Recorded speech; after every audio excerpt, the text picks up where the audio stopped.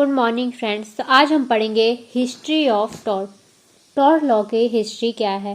सबसे पहले pre colonial India, britisher से आने से पहले जब इंडिया में ब्रिटिशर नहीं थे तो क्या था, भारत कैसा था उस टाइम। तो यहाँ वहाँ पे एक इंडिया में क्या था, एक प्रॉपर कानून नहीं था। हर जगह क्या थे, अलग कल्चर था, अलग कस्टम थे, अलग रिलीजन के रूल होते थे। जैसे हिंदू धर्म के लिए क्या थी, मनुस्मृति थी। मुस्लिम कम्युनिटी के लिए क्या थी, सरिया लॉ था। और गांव के लोगों के लिए पंचायत होती थी। एग्जाम्पल, अगर किसी ने किसी की प्रॉपर्टी तोड़ दी, चोट पहुंचा दी किसी को, तो गांव की पंचायत होती थी, तो उसको क्या मिलती थी, सजा मिलती थी। तो ये क्या होता था, एक सिविल रॉन्ग होता था, जो आज हम उसको क्या कहते हैं, टॉर्ट कहते हैं। लेकिन ये कॉमन या सेम रूल जो था पूरे देश के लिए नहीं था। क्या था उस टाइम, था तो था, मतलब सिविल रॉन्ग होता था तो उसको सज़ा मिलती थी, पर वो उस टाइम क्या था, उसको वो पूरी तरह पूरे देश पर इस्टेब्लिश नहीं था, मतलब लागू नहीं था। इसलिए कह सकते हैं कि टॉर्ट लॉ का बेस तो था लेकिन फॉर्मल सिस्टम नहीं था। दूसरा है ब्रिटिश कॉलोनियल पीरियड, मतलब जब ब्रिटिशर आए तो उन्होंने अपना लीगल सिस्टम यहाँ लाया। मतलब क्या हुआ, जब ब्रिटिशर यहाँ इंडिया में एंटर हुए तो उन्होंने क्या हुआ, अपना एक लीगल सिस्टम बनाया, मतलब उन्होंने कानून बनाए जिसे कहते हैं इंडियन कॉमन लॉ। तो इंडियन कॉमन लॉ का मतलब क्या है, जज के डिसीजन के बेसिस पर बनने वाला कानून। मतलब जज क्या करता था, कोई डिसीजन देता था तो उस पर क्या बन जाते थे, कानून बन जाते थे, तो वो सभी के लिए एप्लीकेबल होते थे। तो उन्होंने देखा कि इंडिया में तो सब जगह अलग ही सिस्टम है, तो उन्होंने कहा कि इंडिया में एक प्रॉपर लीगल सिस्टम बनाना पड़ेगा।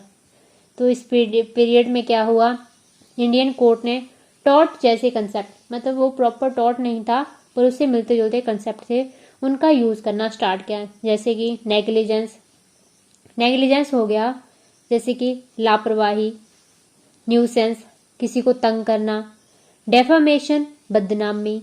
सोचो अगर एक आदमी ने दूसरे आदमी को सड़क पे धक्का दे दिया तो उसे चोट लग गई, तो कोर्ट क्या कहता है कि तुमने उसको एक रीजनेबल केयर नहीं दी, तो ये क्या हो गया, टॉर्ट हो गया।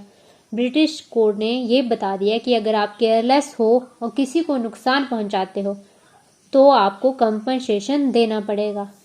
तो फिर क्या हो गया, ब्रिटिशर आ गए इंडिया में तो उन्होंने क्या किया, कुछ रूल बनाए जो डायरेक्ट क्या थे, टॉर्ट लॉ नहीं थे लेकिन उससे रिलेटेड थे। सबसे पहले था इंडियन पीनल कोड 1860, जो आज क्या है, बीएनएस है, 2023 आईपीसी। तो ये क्या था, एक क्रिमिनल लॉ था लेकिन इसके कुछ टॉर्ट टाइप चीज़ें भी हैं। मतलब इसमें क्या था, ये क्रिमिनल लॉ था लेकिन इसमें कुछ टॉर्ट की चीज़ें भी थी, जैसे कि हो गया डेफामेशन भी था इसमें, रॉन्गफुल रिस्टेटमेंट और कन्फाइनमेंट भी था, नेग्लिजेंस भी थी। मतलब जो टॉर्ट का कंसेप्ट था क्रिमिनल केसेस में भी आया। दूसरा है इंडियन कॉन्ट्रैक्ट एक्ट। तो कॉन्ट्रैक्ट आप तो जानते ही होंगे, जैसे कि अगर दो पार्टीज कॉन्ट्रैक्ट करती हैं और एक पार्टी अगर कॉन्ट्रैक्ट को तोड़ देती है तो उसको क्या देना पड़ेगा, उसको कंपनसेशन देना पड़ेगा। तो ये क्या हो गया, ये भी टॉर्ट टाइप की रेमेडी प्रोवाइड करते थे। उसके बाद है ईस्टमेंट एक्ट 1882, ये प्रॉपर्टी राइट से रिलेटेड था।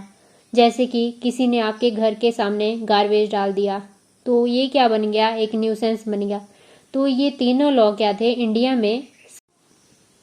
जुडिशियल प्रेसिडेंट, कोर्ट का अपना कानून बनाना। ब्रिटिश सिस्टम में क्या होता था, जज का डिसीजन इंपॉर्टेंट होते थे।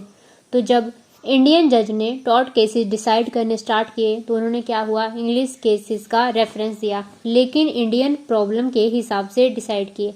मतलब क्या हुआ, इंग्लिश में क्या हुआ, केसेस गए कोर्ट में, बट जो इंडियन प्रॉब्लम थी उसी हिसाब से क्या हुआ, वो केसेस सॉल्व हुए। जैसे कि पॉल्यूशन के केसेस, एक्सीडेंट के केसेस, पब्लिक प्लेस में डेंजर क्रिएट करने वाले केसेस।